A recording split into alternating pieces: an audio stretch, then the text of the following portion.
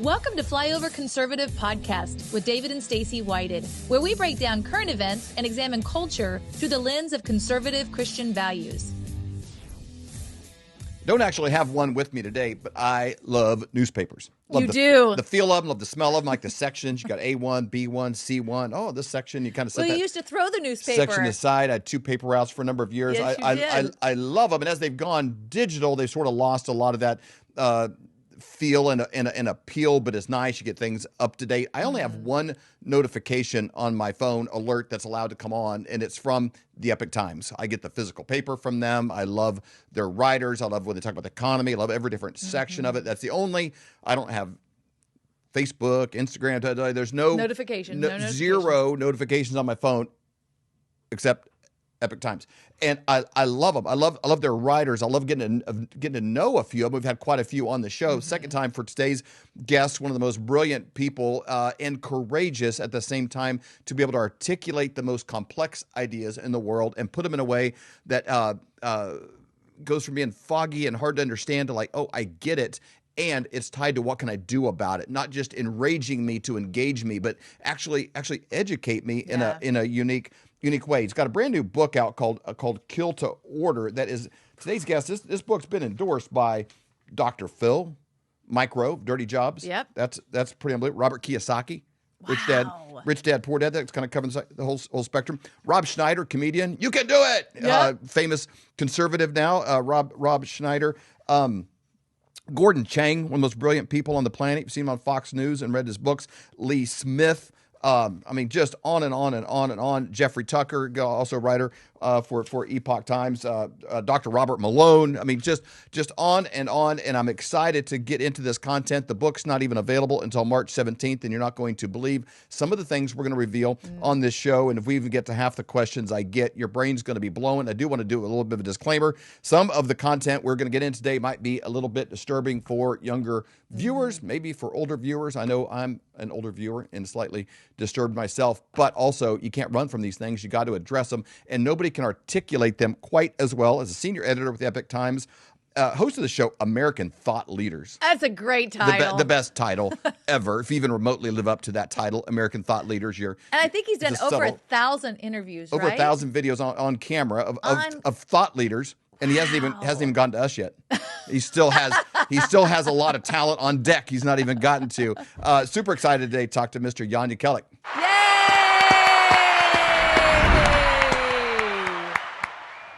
David, Stacy, I don't know what to say. This is like the best introduction ever. Thank you so very much, and thank you for getting so interested in this, very dark topic, as you point out. It is, and this is our second interview with you. We've dabbled into it a little bit in the past, and it's easy for people in today's society to look at history and atrocities and think, well, if I was alive then, I would have been this guy. I would have been Bonhoeffer. I would have stood up to slavery. I would have done, I would have gone and, they were stood up to Nero, burning Christians, And they sort of relieve themselves of the fact that we're in these times. Now, we're in the times that I think 100 years from now, people are going to say, what was the world, doing? And I don't know that even history in the future will be able to wrap its mind around the time we're in if it wasn't for people like yourselves that are going out on the limb to actually document the times that we're in and wakening up people that there's bigger problems than, Starbucks getting your order wrong or, the traffic in your town or, whatever the current thing is that TikTok told you to be enraged about. You actually are awakening to what's happening in such a powerful way. It's a crazy situation in China. One of the things that I document in this book is a type of organ trafficking that really is hard to believe, that is something way beyond your garden variety, also horrible black market trafficking operation. So it's a situation where you kind of need a state actor. You need to have some body, some group that can push massive coercive power through a population. And you need to also be able to push propaganda through a population. You need to be able to dehumanize a large group of people. I'll explain why in a moment. And you also have to be able to incarcerate a large group of people. So, you need some kind of state security apparatus or something of that scale, right? This is what the Chinese Communist Party did to Falun Gong practitioners back in the year 1999. Okay, there was 70 to 100 million people by government estimate were practicing truthfulness, compassion, forbearance, this system where they were actually, connecting to God through these principles as I best understand it. Okay, and it was also very grassroots, very bottom up, unlike communism, which is sort of, I describe it as obscenely top down. Yeah. And what happened was the dictator at the time decided we're going to eradicate this. And that didn't mean kill everybody. It meant break them, re-educate them, transform them. I hate these words, but this is what the system does to different groups that it deems to be its enemies. Okay, and when it turned out that the Chinese Communist Party wasn't ready for the fact that these Falun Gong were unusually resilient to this type of coercive, propaganda and ultimately torture, and in the end, they actually started killing people in the prison system. Deaths of Falun Gong practitioners would be considered suicides. That became kind of an unwritten rule in this massive incarceration system in China. And some very evil person realized, hey, wait a second, we can actually monetize this massively incarcerated group and also grow our transplant industry, which was also kind of a priority for the regime at the time. So they started to blood type, tissue type, organ scan these people who are, again, in the system at scale. And now there were ads actually online that would say, I can get a new heart if I have 200 grand or 150 grand in 2 weeks scheduled. 2 weeks scheduled. In an ethical system, that's impossissible. That's impossible. You don't know. Someone has to have, exactly, your point is exactly right. One is someone has to have a catastrophic accident, right, and match you. So it's very rare. But two, if you can schedule it, you know when someone's going to be dead. And there's only one way you can know that, is you're making them that way, right? Because this person is already pre-typed for you, pre-matched, a prisoner of conscience, incarcerated, ready to be killed to order once you pay that cash. That's the kind of system we're talking about here. That is just sick. I would like to think this is like unknown. You're breaking news here and nobody knows. But what happens is the majority of people don't know because we sort of pinball ricochet off of, whatever's going on. And we continue to have these award shows and the Oscars and the Grammys and they kind of get up and give a speech and some version of Trump is Hitler and we're all oppressed and we're on stolen land. My 10,000 square foot mansion is sitting on stolen land and nobody's illegal on stolen land. They have these kind of virtue signal speeches, but it's this idea that you're talking about is not only very well known in those circles of the Hollywood elite, the academic elite of our country. There was a movie made in 2019 called The Laundromat that breaks down shell companies and how money is moved and some of the corruption, involved in that. Let me give you a list of the actors in this. Meryl Streep, she's given some speeches about the wrongs with our country and how awful we are. Gary Oldman, Antonio Banderas, Sharon Stone, David Schwimmer, Jeffrey Wright. It goes on and on. Literally every person in this movie is a list top of their game person. And there's one segment in this movie that came out in 2019 that actually captures exactly what you're saying, but they're doing it as the evils of the shell companies and what they're doing. Viewer discretion advised. We're going to play an 80-second clip from this movie because a picture is worth 1,000 words. So this 80-second clip is worth millions of words. I want to play this and get your comment on two things. One, how accurate is this? Is exaggerated or is this minimized, or how does this fall in with your research? And number two, while they all know this is happening, I've never heard a speech where they're coming out against the CCP and wrongs there. You would be better off trying to get LeBron James to say something bad about his mother before you would Xi Jinping. And the money that Nike makes in the basketball situation, like there's so much interwoven there with the finances of it. But I want to play this clip and get your comment out of this. Wow. I mean, that is just, it makes me feel so sad. I cannot even believe it. And that was in a movie that came out in 2019. So break that down on its authenticity based on your research. Obviously, it's actors and recreation there, but And then number two, as how can Hollywood be so aware, but we never hear about this? So much to jump off here because, first of all, the man who's featured in there, the Wong police chief, he's actually someone that's in my book as one of the characters that I believe actually began this whole horrible organ harvesting industry. I can't prove that for sure, but I put together a bunch of evidence to suggest that it was with him that this was started. Obviously, this is a bit of a stylized thing, right? That what we saw there, but there's shocking levels of accuracy. Okay, first of all, they talk about how Falun Gong was described as superstitious, and that the Falun Gong were deemed expendable, right? And this is actually a key theme in the book that goes beyond just the organ harvesting itself. Is this idea of utilitarianism and utilitarian bioethics specifically?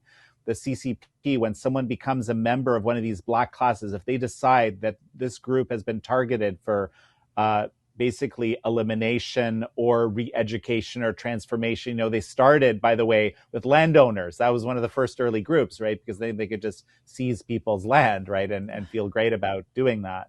But there's been this whole suite of different groups over the time. The Falun Gong were, kind of a really huge one that came along the way, but they all become expendable in particular. And this is actually a feature of communism, right? A feature of communism is that the Chinese Communist Party in China and Communist Party in any society, its existence and its supremacy becomes the paramount issue of importance. And that is why you always get atrocity in these societies, because individual life has a lot less value.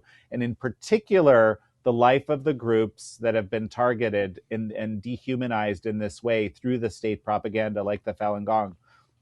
So that was huge. The fact that a cornea was removed from one of the Falun Gong practitioners, that's very telling. They clearly read one of the original whistleblowers back in 2006 was a woman named Annie. That's a pseudonym. Her husband basically was in really rough shape. She was gonna leave the relationship because he was having nightmares. He was just a mess. And he confessed to her that he had removed 2,000 corneas from living people. Okay, wow. This was one of the original whistleblowers that kind of brought, I was just basically coming online and starting to understand that this was real. There was another whistleblower who was actually an Israeli transplant surgeon who had a patient that went to China and got a heart in 2 weeks. This all kind of happened simultaneously around 2005, 2006, some of the original whistleblowers. But back to the scene, the people doing the exercises, I think almost certainly were Falun Gong practitioners, because they were doing it. I've seen the exercises performed a lot over the years, and they seem to be doing them perfectly. Okay, and the costumes they look like something that Falun Gong practitioners would wear in parades that you will see them in different cities around America and so forth, as they're based on the one hand showing the beauty of traditional Chinese culture, on the other hand exposing some of the persecution that's been waged by the Chinese Communist Party against them. And so just a little bit about this police chief, Wang Lijun, okay? He was the police chief for a man named Bo Xilai, okay? And Bo Xilai, I believe, was the mayor of a large city where Wang Lijun was the police chief. And Wang Lijun himself, he has these, I don't know how to say this. This will sound super bizarre to everyone listening, but he gave speeches about how glorious it is to see organs removed from people. Okay. What? Like just I actually think that this guy is a kind of a psychopath. I believe that Bo and this guy, they're both kind of psychopaths together. He actually, and there's all sorts of intrigue around him, because Bo Xilai was the guy when Xi Jinping was coming to power. Okay. Bo Xilai was basically he was being groomed to become the next leader, the top leader of China. But as Xi Jinping, the current leader, was coming to power, it looked like Xi was going to win, and Bo tried to coup him. He tried to basically take that spot, and then lost and has been under house arrest for life ever since. Okay, yes, that's him. There he is. And so this scene, I didn't even know about this whole scene, right? But this scene from that film was just shown to me for the first time 2 weeks ago, and it's actually the woman who's telling the story. Okay, you can hear her as kind of the Mm-hmm. narrator. That was Boji Lai's wife, or at least a portrayal of Boji Lai's wife. So it's just that whoever put this scene together, okay, it's obviously a bunch of it is stylized, deeply understood the reality, which is kind of shocking to me. The writer really thought through what they were doing and putting this together in so many different ways. There's so much meaning and significance. Even the removal of people, because basically the police would come like this and just take people from the practice sites and arrest them. Remember, in Beijing, Falun Gong was so massive, 70 to 100 million people across the country, right? There were 10,000 practice sites in Beijing alone. And, basically they would come to these practice sites and just clear people out and take them to prison, right? So there's so much in it that's good. And I'm shocked that I didn't know about it until basically 2 weeks ago. We didn't either until this weekend. Can I ask you why the Falun Gong? Why did they choose them? Why was that the group they? And I know that it's now progressed. Now they're Christians. Now they're starting to do even more. But why them initially? From a dark note, it's got to be at least partly because they're really healthy. Exactly. So there, you hit the nail on the head. But it's not. There's multiple pieces to the puzzle. And if I may, I'll take a little bit of time to answer it because I had my own journey in trying to piece out the answer to this question, right? So the first answer that I heard that I thought was credible was, well, there were 70 to 100 million Falun Gong practitioners in 1999 by government estimate, right? And there were only 60 million Communist Party members at the time. And so communism is very, doesn't like anything that might, in a remote sense, be competition. Remember, the supremacy of the party is the top value, right? It's the greatest good in a communist society, is making sure that the Communist Party maintains power at all costs. So just that alone there's a bit of a reason there, right? Mm-hmm. Second reason is exactly what you said, Stacey. It's basically that Falun Gong were known to be particularly healthy. Don't drink, don't smoke. Generally, as a Falun Gong practitioner, you're not really putting much in your body that's sort of foreign or drugs or any of that kind of thing. That's part of the belief system and the spiritual practice.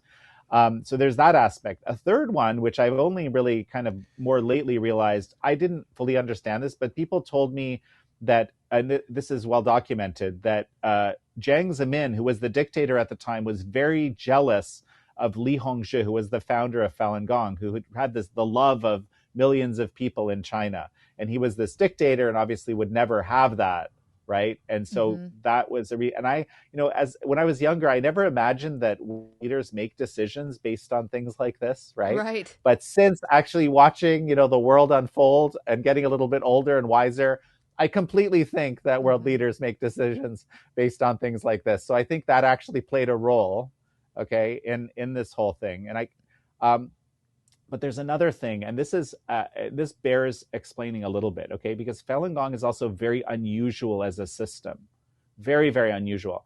And what makes it unusual is that while there's a lot of teachings that were written by Li Hongzhi, the founder, or the teacher, or the master, like some people don't like that term, but it's the master of the practice, of the discipline, right? There's a lot of teachings, but there aren't a lot of rules. Okay, and rules would be something that every Falun Gong practitioner would say, I would say agree with. That's how I would define it. So one of them is that you can never enrich yourself from it. Okay, you can never enrich yourself from Falun Gong in any way. That would be, seen as a huge sin of sorts, right? Another thing is that you don't worship the teacher or the master. Okay, that doesn't exist in the practice. Some people have a need to do that kind of thing, right? But that is not allowed. Another thing is that, let's say, you, Stacey, you were, just a really good Falun Gong practitioner. You're practicing truthfulness, compassion, tolerance really well.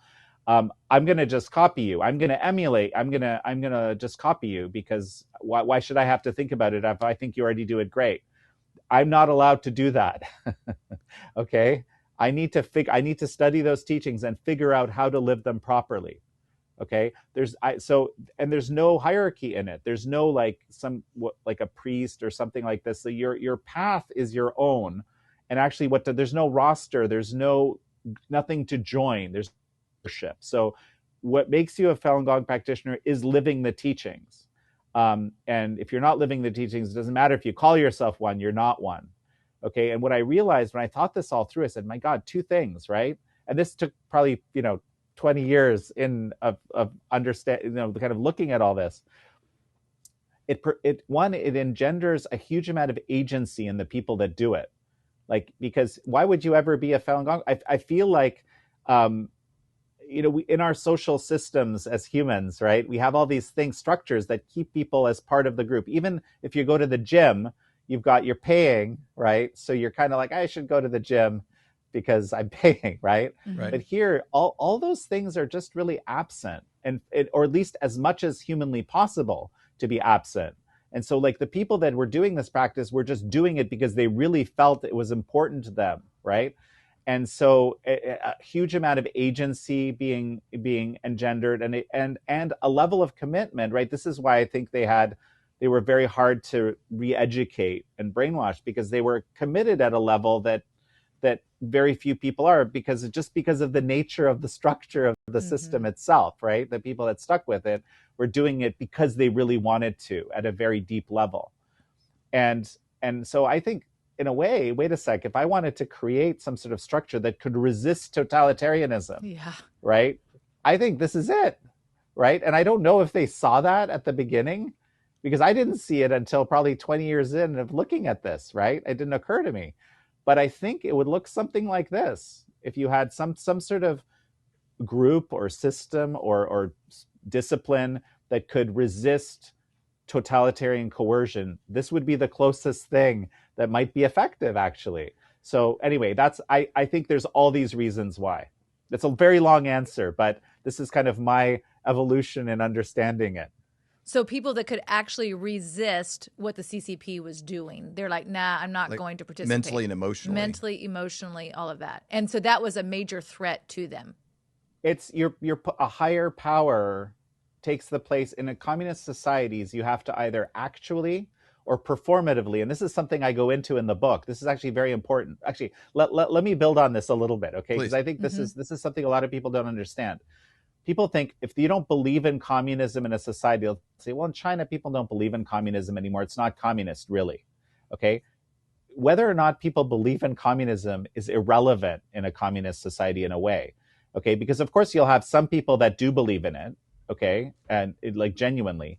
But the system doesn't need people to believe in it. They just need to performatively agree to believe in it. Okay? And in a way, that's more effective, because you have to kind of subjugate yourself, subjugate your whatever moral high standing or something, whatever you have there. You have to kind of pretend to live a lie. And as long as you do that, the party's very happy. And in fact, I think it even prefers that, because the people that are real believers, they might have issues with some of the things that you do that might not be terribly communist, just pure exertions of power against other communists, let's say, and say, hey, wait a sec, that's not what I signed up for. Sorry, buddy. This is we're into projecting power here in any way we want. So shut up. So I think that this idea that you have to kind of basically believe on the surface or deeply. Now you have a group of people that put truthfulness in the first position, so that, of course, they can't, if they're asked, so what's most important to you? Well, it's my spiritual discipline, or I don't know. I think every Falun Gong practitioner might have a different answer to that question because of the nature of the practice in itself, right? But it's not going to be the Chinese Communist Party. Okay, right. That's my point. But they demand that answer be that. That makes sense. How are they viewed within the culture? Because these things, in order for them to take place, there has to be a strong, like us, them, a group being determined less than. Kind of like what they did to the Jewish people with Nazis. Within China, within their culture, are they viewed as, oh, these are oddball radicals, it's okay if it happens? Or is it just like you say, this complicit, go along to get along. I'm going to kind of suppress my own conscience in order to survive in this system and just kind of turn my head to that. What from the interviews you've had, what is the temperature within the culture of the view of the Falun Gong? Well, I love your question because it's also, you ask these amazing, very broad, when I say broad questions, the answers kind of has many layers to it. Mm-hmm. Okay. The answer is, on the one side, there's this massive propaganda that's been pushed through the system, right? And as we've learned during COVID, for example, mass propaganda is effective Very. at Yep. some level, right? Okay. So we know that there, of course, there's some people that believe the things that, and by the way, the second thing that you said that was very thoughtful is they use talking points basically out of 1930s Germany to demonize Falun Gong practitioners. So it's some type of language that exists, and it is unbelievably dehumanizing, and a lot of people, I'm sure, jumped on board with that. Here's the other part of this is the hopeful and amazing part of the answer. Okay, the Falun Gong have made a project, okay, of educating the Chinese people about the reality first of themselves and what they were really about. Okay, truthfulness, compassion, tolerance, etc., not all the propaganda that was, blanketing the airwaves and TV, and everything. And two, after some years, initially, this is the other part which is fascinating to me, they really believed this was a colossal mistake of the government. And they were advocating to the government. They're saying, look, you've made a mistake here. You really should change your policy. In fact, this is kind of bad for you. There's this, Falun Gong practitioners believe in the principle. It's called the principle of mutual generation and mutual inhibition. It means if you do bad things, you're going to suffer for it. If you do good things, you're going to get good returns for it, roughly. Mm-hmm. Okay, right? That's the idea. So people were telling people, look, don't do this. This is bad for you. You think this is bad for me? Yes, okay, but this is really bad for you, right? Mm-hmm. But people, people just wouldn't listen. There was a whole 610 office, this massive extra legal organization was created by Jiang Zemin, because there weren't enough government officials who were ready to persecute Falun Gong practitioners, right? People were just kind of cagey and not wanting to do it because it's like, this person clearly isn't like an enemy of the state. They're just, they actually created this massive extra legal apparatus called the 610 office that could co-opt any part of the system, police, military, whatever, and basically affect Falun Gong persecution through the society. They had to do it at that level. And at some point, the Falun Gong decided, well, it must be communism that's the problem here, because like these people are not listening. They're not listening to reason, right? So they started educating people about the horrors of communism. And there's a whole book called The 9 Commentaries on the Communist Party, by the way, published by the Epoch Times years ago, became the #1 most banned book in China. Sure. Literally overnight. I bet. It was the first accounting of Chinese communism written by Chinese for themselves, okay, that had ever happened. And it resonated. It hit a nerve. And people, and it also, there was a challenge issued. You can quit the party. If you feel you believe what's in this book, you can quit the party. And not just the party, just to be clear here, okay? So almost everybody in Chinese society in one time or another has been co-opted into some sort of communist organization. There's something called the Young Pioneers. Okay, that's a group. You'll see like kids with these red scarves. Okay, there's something else called the Youth League. That's for a bit older, and then there's of course the Communist Party itself. And so at some point or another, most Chinese have been involved in one of these. It's rare. There's a small group of people that haven't, but most of them have. So the challenge that was issued was, if you agree with the 9 Commentaries on the Communist Party, quit the party. And that meant quit the Youth League or quit whatever it is that you were a part of at one point. Like in a way, it's sort of like it's a stain on you, okay, to be a part of this. If you believe this, officially tell, and you don't even have to do it publicly, because publicly you could, get in trouble, go to jail, whatever. Although a lot of people have done it publicly. You could just do it privately. We're going to create a database where we'll put sometime in the future, you'll have the record that you did this once. And at a point when it really meant something to quit the party. Okay. And its related organization. But at this point in time, I'm happy to report that hundreds of millions of people, I believe it's over 600 right now, have actually done this over the last 20 years. Okay. So it's not, by the way, this isn't like empirical where, there's like a ticker counter and I can sort of verify every single one.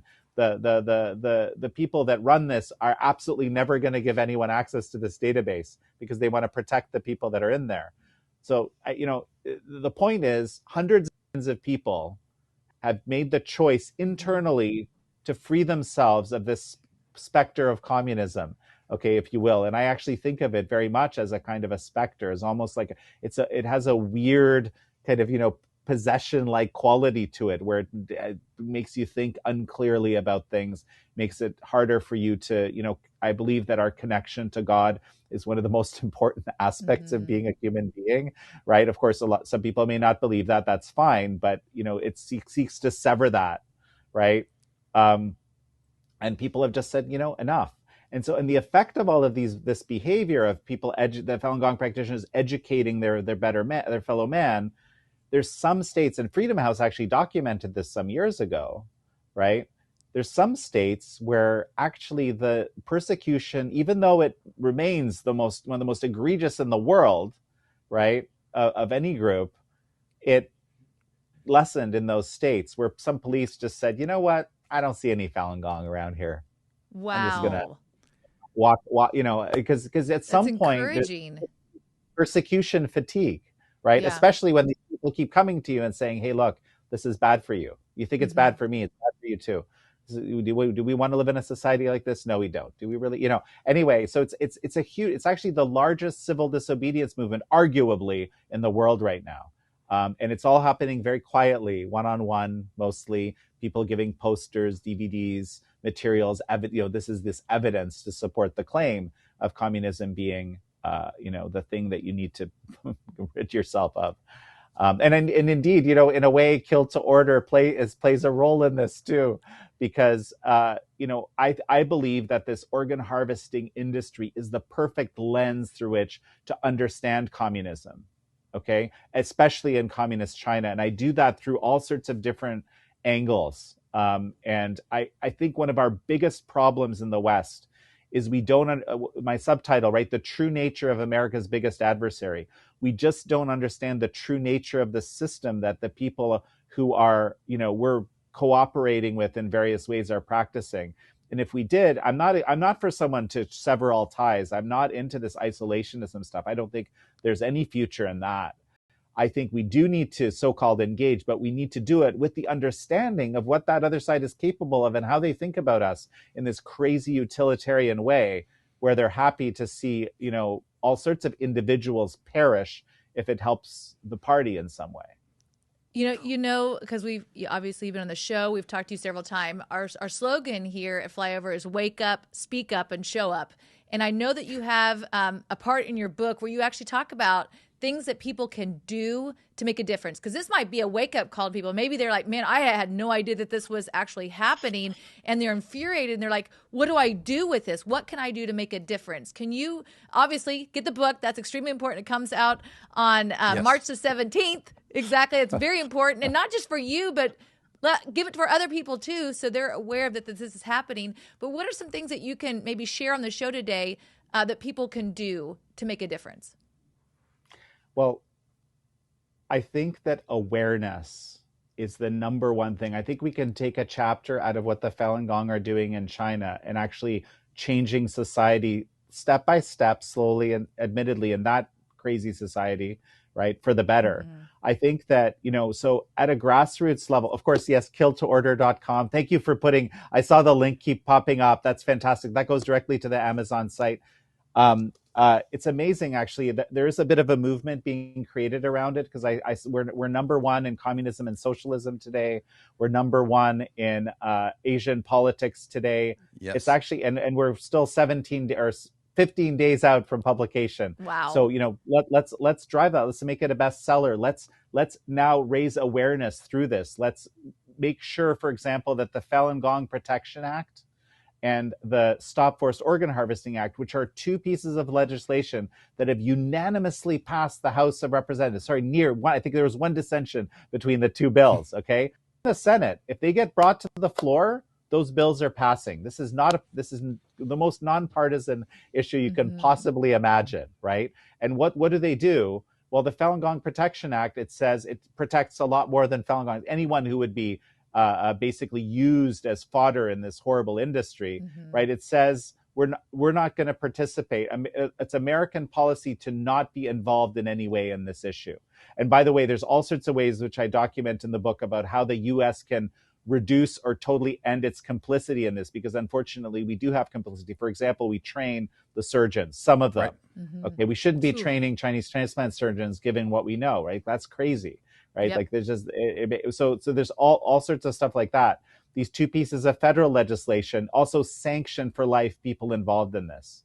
That will stop a few people from participating because they'll think to themselves, my exit strategies to America when things collapse here. By the way, all the super elites have these basically fat exit strategies, right? They're going to think, maybe I'm going to exit this thing at the very least. So I think this has real teeth, right? That's at the federal level. State level, only 6 states so far have passed state level legislation that stops Medicare, Medicaid insurance for paying for China transplants. When Israel did that back in 2008, it totally stopped anybody going to for transplants from China. People still might do it for big money. Like, like I said, 200, I think I mentioned 200 grand for a heart there's different numbers, but that's kind of the number that comes to my mind. But it will reduce any possibility of that actually happening, which would be excellent. So there's 44 states to have legislation passed left. And at the local level and very grassroots level, listen, even Rotary, you guys are familiar with Rotary, right? Oh, sure. Yeah. So I used to work in international youth exchange, community development, education stuff. And I would always engage Rotary because I was always great people in whatever small community I was in, right? All doers, 100%. So Rotary actually has created a satellite club that they call it a satellite club. So it's not attached to a location, which they typically are. That's exclusively focused on ending forced organ harvesting. Okay, wow. If you can imagine. So people from all these different other Rotary clubs are joining it and actually putting on film screenings in their local libraries, getting this book. Hopefully they're getting this book into libraries. That would be incredibly helpful, by the way, if anyone wants to help with that. That would be amazing, right? There's at the grassroots level, not everybody is ready to do things themselves, right? Jump out. But the obvious thing would be just call your senator and say, listen, this Falun Gong Protection Act needs to be passed right away, right? This is a no-brainer legislation. It'll save some lives, right? That would be a very simple, small action someone can do.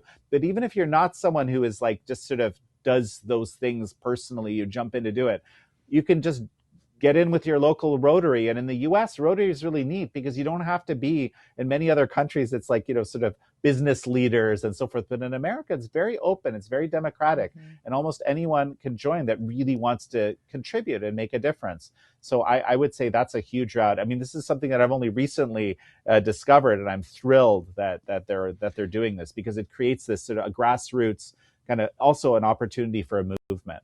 Yes. Yeah. Let me ask you a question. There was a big feeling, America moved China to, was it called most favored nations status, number of years ago. There was this feeling of, participating in Western trade and the free markets is going to have an impact on them. Let me ask you this, and this may not even be a fair question, but who's had the bigger impact on who since then? I don't know. We have, Trudeau in Canada said, how much he admires, the CCP system of surveillance and their ways of business. America, especially during the last 4 years, became very authoritarian and invasive. Well, look what happened in California with Newsom when he came in and he fixed up the whole city, San Francisco. It made California great for a day, and so who's had the bigger impact on who? I know this is important. Anybody that's raised children, who they spend time with and the impact associations have. Has America become more like China, or has China become more like the founding fathers and their vision of America and what we're based on?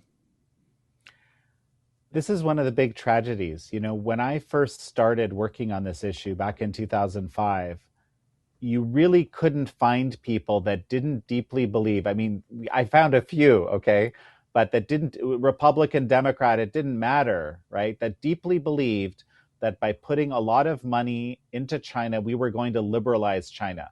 There was this massive narrative that had been pushed through the population about this. You could call it the Kissinger doctrine, in fact. And this was, because this was Henry Kissinger's idea. And that led, that all of this most favored nations, and then giving them World Trade Organization access without them having the basic financial fundamentals to do it in the first place, right? They just quickly turned around and started using these tools, these international tools, against America, primarily, but also against other Western nations. In terms of how we've been changed, you want to talk about tragedy.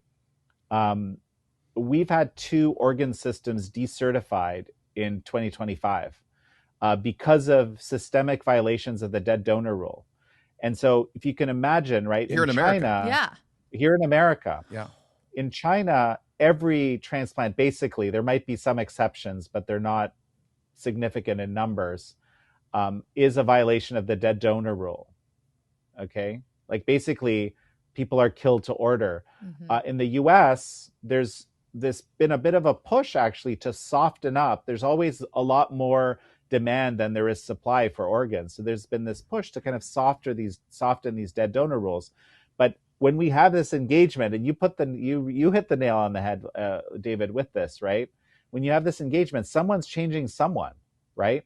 And so we have utilitarian bioethics, this very utilitarian approach. We saw some of that manifest during COVID. That exists in America. But whatever we've done, we were kind of modeling what was happening over there, right? Yeah. If you remember, like this kind of lockdown approach to trying to deal with the pandemic was always insane.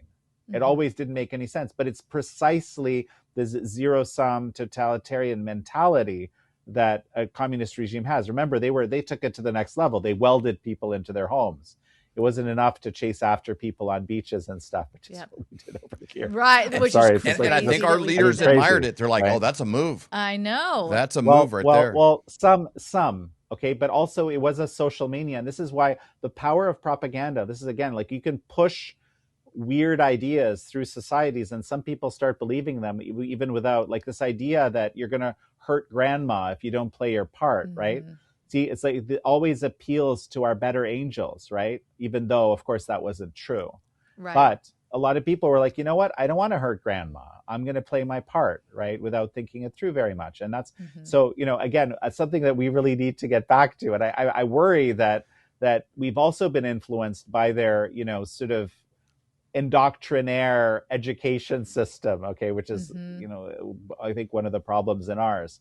But just on the transplant side, that engagement, deep engagement, research relationships, funding relationships, training of the surgeons, whatever, we should have no engagement around transplantation with Communist China until they demonstrate through an independent assessment that they have stopped this industry or put a massive dent in it. And just by us stopping our complicity, we can actually put a bit of a dent in it and at least not be, somewhat complicit in this crime against humanity. Yeah. Well, Flyover family, the book is Killed to Order, Killed to Order. The link's down below, whatever platform you listen to this on, if it's Rumble or Google or Spotify, wherever, the link will be down below to go directly to this. It's killedtoorder.com. Killedtoorder.com makes it easy to find because it takes you directly in there. Amazon can't do any shenanigans there with rerouting you. It's also an action-based book full of resources. It's one that you want to have. I want to jump into another idea on propaganda here real quick because things are constantly reframed, and it's not just that an event happened. It's how is it told? What happened. Yep. There's a clip NBC put out this weekend talking about the response within Iran to their supreme leader's death. And the clip that they're using isn't from this weekend. It's not even from this year. It's not even from last year. It's not even from the year before that. It's actually several years ago from another completely different instance. Have you seen NBC's framing of the death of the supreme leader? I've seen multiple media. I mean, in my country of Canada, I saw the CBC use a bit of this framing. So let me clarify one thing here. Okay, so basically support for the Ayatollahs, for the Iranian regime in Iran, by our best estimates, is an 80-20 issue. In other words, 80% of the population doesn't want the Ayatollahs in charge and see it as a travesty for Iran, and 20%, for whatever reason, is it likes the way that it likes them in charge.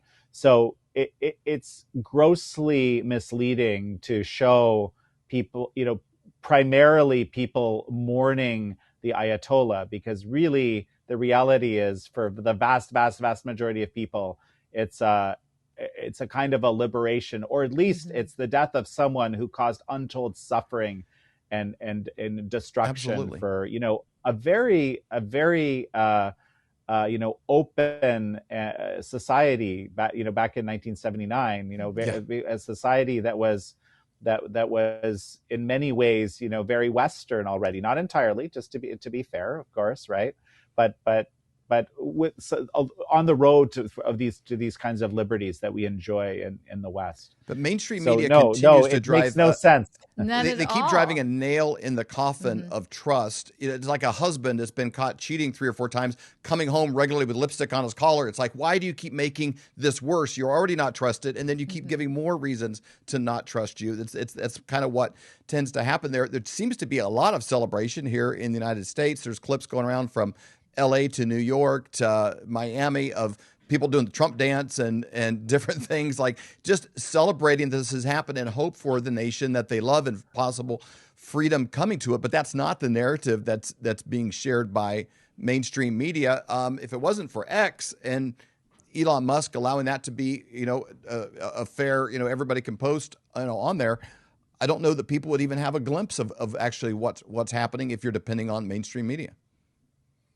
Yeah, there's a horrible narrative that is taken hold, in many of these, what I call them legacy media. And it's just this idea that America is really aggressor, America is really the bad actor, or at least, that it's really what needs to be struggled against. So the idea that the death of a regime that or at least the incipient death, the sort of rolling potential end to a regime that has done such unbelievable damage, both in the Middle East and, Shouts has been screaming death to America for years, that is actually something that most Iranian people are thrilled with, it just goes completely against their narrative. And I think that's the reason they're involved in activist journalism. And activist journalism means that there's a narrative they want to set, and just celebrating Iranians, it doesn't fulfill the narrative, so they can't show it too much. I think that's why we love Epic Times so much.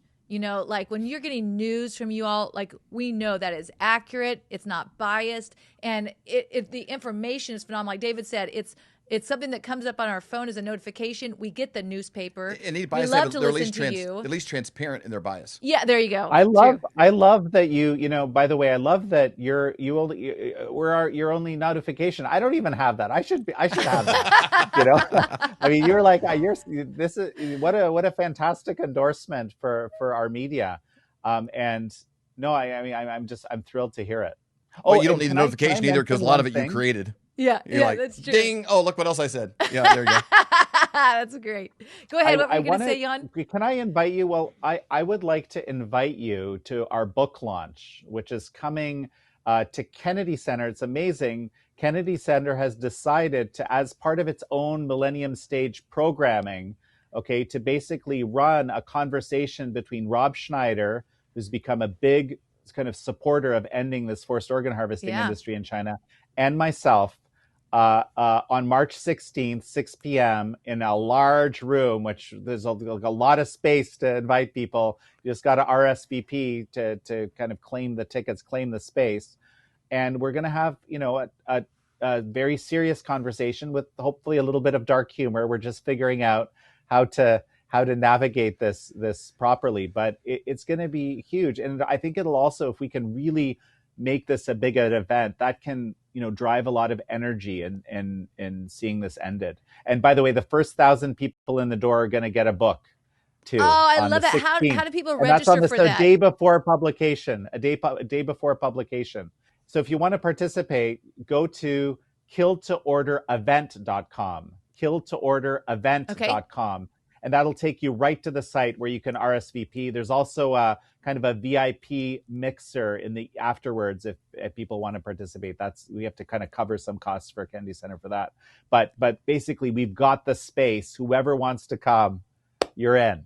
I love that. Thanks for the invitation. That is so cool. I love it. I opened the show by saying people like to do revisionist history in their own mind. If I was alive during, this era, I would have been this guy. I would have been an abolitionist. I would have been, and I just want to do this recall to action. You are alive during these times. Yes. If you're watching this show, these things are happening. And we do draw a lot of attention to not being consumed with something so far away that you don't take action in your own backyard, but with Rotary, with buying the book, sharing these ideas, having more intelligent conversations around the water cooler around these ideas, you are playing an active role in increasing the consciousness to where it's not 6 states standing against this, it's 50. This is the most nonpartisan issue that we will ever come to have on the show, that everyone should be in agreement on if you value life at all. I thank you for the effort you put into this, the bravery. It's got to be something that crosses your mind. You're standing up against a regime that has octopus arms in every corner of the earth. And we pray protection. That's not to be over taken you. lightly. And we prayed for you before the show, and we're going to continue to do that afterwards as well, because you're making your days count, Jan, in a really powerful way that has meaning and impact in the world. And we thank you for your example. I'm touched. It's funny because I do think about this periodically. My mother, is someone who does the rosary sometimes multiple times a day, and she's told me she has to add one. Okay, since I've been doing this book. So she's very serious, and I'm incredibly grateful for anyone's prayers. But I also think, if you're not going to do it, who's going to do it? Like, that's kind of my approach, right? So yes, maybe there's some risks that come with it, but I do think the rewards are, significant, right? I.e., like, we can actually stop something horrible, and we can save some people's lives in a very meaningful way. We might not know exactly who it was, but it's significant. Even a little bit is significant. So thank you so much. This has been just such a great conversation. I totally agree. Flyover family, go to killedtoorder.com, killedtoorder.com, and then killtoorderevent.com as well, to potentially be there the day before the book comes out, which is really exciting. Jan, thank you so much for your time. We really appreciate it. If you had a time machine and you could go back to, say, 1930, and you had 1 ounce of gold or a $20 bill, both of those would buy you a complete men's suit, brand new, the shirt, the tie, the belt. Either one would buy you the whole thing. If you had a time machine and then you brought both of those resources into today, 1 ounce of gold could still buy you a full suit at pretty much any men's store in America. The $20 bill, it probably only gets you a handkerchief or a pair of socks. How do you get the gold and silver? Well, it's very simple. We have a friend that we've known for over 25 years. In fact, his dad was a mentor of ours, and his name is Dr. Kirk Elliott. And the way that you connect with him is you go to flyovergold.com. It's a website that we set up to make it very simple. All you do is go there, fill out your information, and someone from Dr. Kirk's team will get a hold of you to answer all of your questions. Whatever you have, they can help you out. Or you can simply call 720-605-3900. Again, 720-605-3900 to set up that free consultation. Do it today. You will be so glad that you did. I'm Linda Bamber Olson, the inventor of the Wave Watch, the world's first frequency therapy watch. It features over 1,100 targeted frequencies. These sounds are acoustical and they move through your body. You don't necessarily have to hear it. So that's why we have so many testimonies for ADD and ADHD, emotions, headaches, joints, and so many more.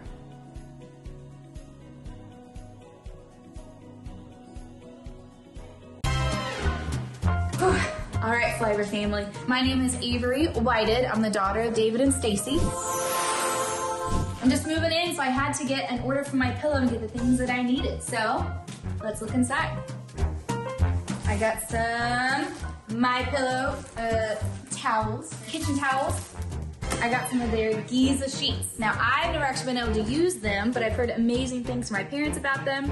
And last but not least, something for Charlie. Hey, dog bed. All right, Charlie, let's go put this in the dryer and flip it up for you. Come on, buddy.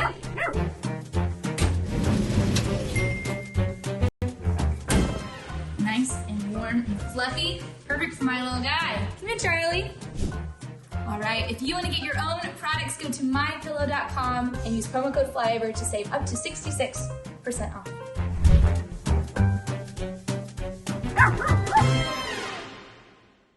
Everyone is talking about this. The one thing that's very important part of my portfolio all these years is gold. As gold hit all-time highs already this year. And get a free info kit on gold today. It's called silver. Gold coin. And though we are thrilled that everyone is talking about investing in precious metals, a lot of these 1-800 numbers will make you feel like just another transaction. That's why it's crucial to work with a person, not a faceless institution, when it comes to your finances. You deserve to be treated like family, not just another number. Dr. Kirk Elliott, whom we've known for over 25 years, he doesn't just sell gold and silver. He offers trust, care, and a personal touch that an impersonal institution could never match. So when it comes to securing your financial future, don't just call a company, call a person. Call Dr. Kirk Elliott at 720-605-3900 or visit flyovergold.com to learn more. We hope you've enjoyed this episode of the Flyover Conservatives podcast with David and Stacy Whited. Please subscribe, hit the notification bell, and leave us a comment below. Lastly, if you enjoyed today's podcast, share with those who came to mind. Be blessed and make it a great day.